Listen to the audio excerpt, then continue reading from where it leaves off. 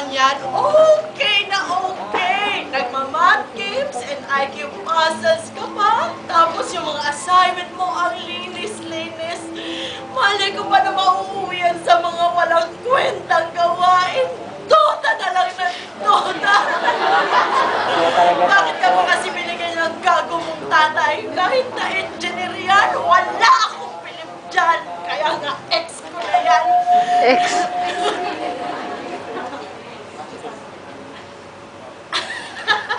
Oh, yes! Good morning! Ang sakit ng likod. Okay, anyway, our final lesson for today is about dissonance.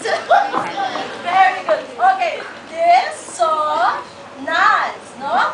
Okay. Dissonance? You know, class, okay. Ano yan? Okay, Hindi ko alam. you know, ang buong history ng music ay tungkol sa pagiging creative ng mga composers sa paglaro ng harmony, ano? Tapos, sa paglipas ng panahon, nadagdagan ang mga compositions na ito ng mga notang hindi harmonious o yung mga notang dikit-dikit, no? Hindi sana yung tenga natin dito. Ito ang tinatawag na dissonance. Very good! Ay, kailangan pala sumagot. Okay, now, you Sagot pala know, kami. dissonance is the opposite of consonance, class. Up! No, it's not vowels and consonants, ha? That's for English. Okay, there's a big difference. Consonants is with a T, okay? While consonants is with a C. Okay? Very good. Now, let's get back. Consonants is harmonic design, no? Consonants is harmonic design, while dissonance is Not harmony. disharmony, no? Disharmony. Alam niyo mo una, yung naaayon yung mga pagsasaayos sa mga notas, maririkit na pagsasaayos. Halimbawa, yung mga compositions nila Mozart, nila Chopin. What? I heard you. No, it's not Chopin. Okay, it's not Chopin. Chopin, no. Chopin. Parang Chopin. Chopin. Again, 1, 2, 3. Chopin. Very good. And class, remember, it's not Mozart, Parang it's klase ng what? Mozart. No. Mozart. Okay, Mozart. Yes, Mozart. Ano tayo? Mozart. Okay, very good. Now, we will Ginagago. go to an example of consonants. Consonants? Listen.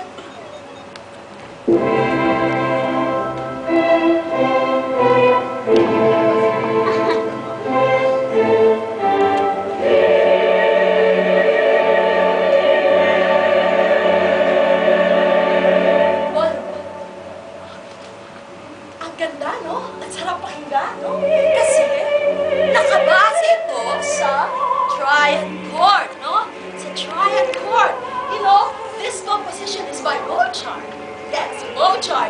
And yung chord ay nasa title na mismo. Mass and C major. Dahil ang melody at harmony ay nakabase sa stop. Okay? What? Do, mi, sol. Chord of C. Very good. Oh, you're very attentive, class, huh? Very good. C major, no? Now, we will go to an example of dissonance. Okay.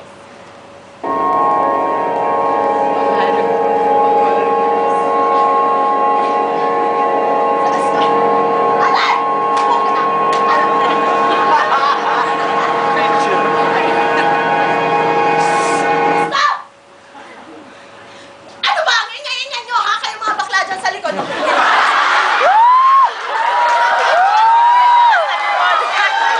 Para naman hindi na kayo nasanay sa akin, no? Kailangan ito Susan yun. bagay sa mundo. Kailangan mabigyan ng pangalan ang lahat ng bagay. Para mapag-aralan, no? Para mapag-aralan yan. Yan yung sinasabi sa amin ng yoga teacher ko. O sige, maghali kita na, nahali kita dyan, ha? Ang ingay-ingay ko! Ay, nako, ano ba? Isa-isa kayo, last day na natin to!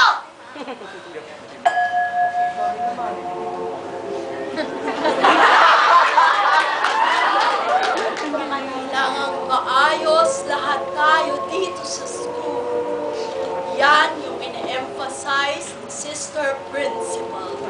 Upang maayos, walang dapat manggulo. Pero, ewan ko kung bakit ako pinagpapawalang umate ng yoga workshop ni Sister.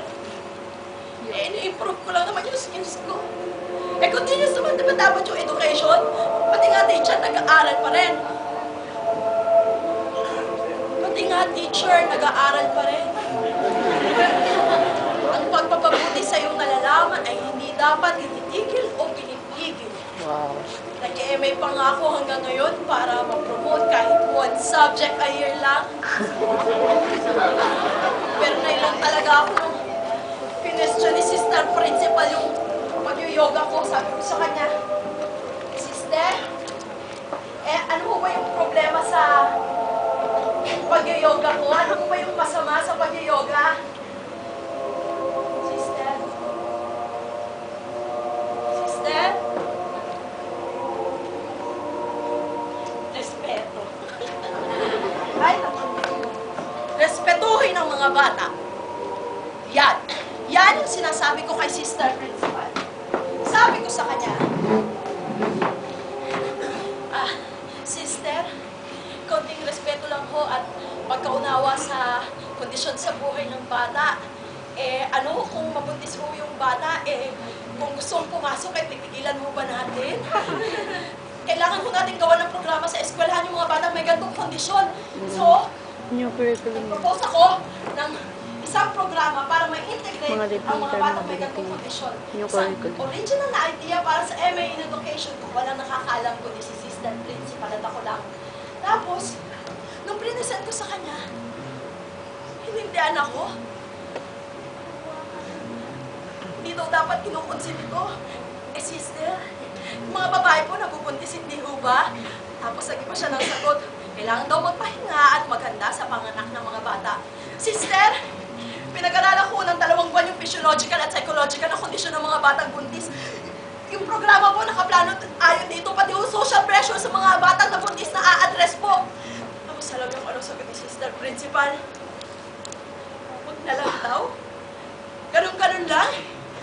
Yung pinag-arapan ko pag-aralan ng 2 buwan.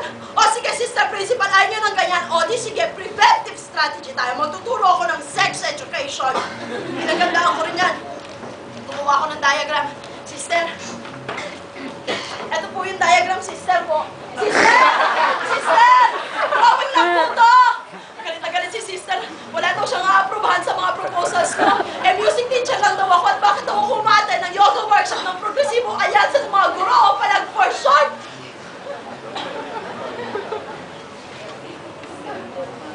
Ha?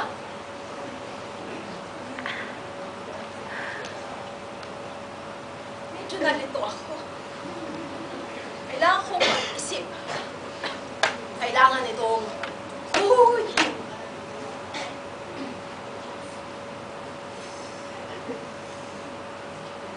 may mga tanong na hindi na binibigyan ng karangalang mas. Dahan-dahan lang naman akong tumayo. Medium low. Thank you. At lumabas.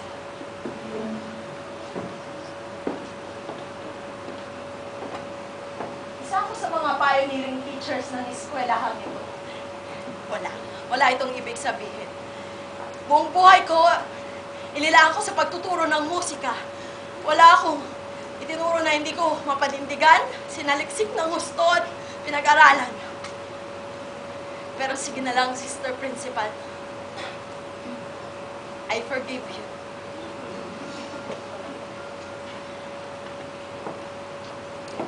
Sayang naman yun ito.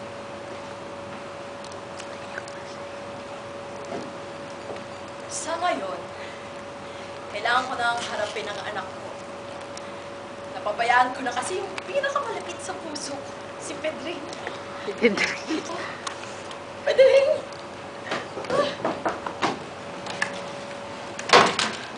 Kagabi, may naklik ako sa computer ni Pedring na nagdala sa akin sa listahan.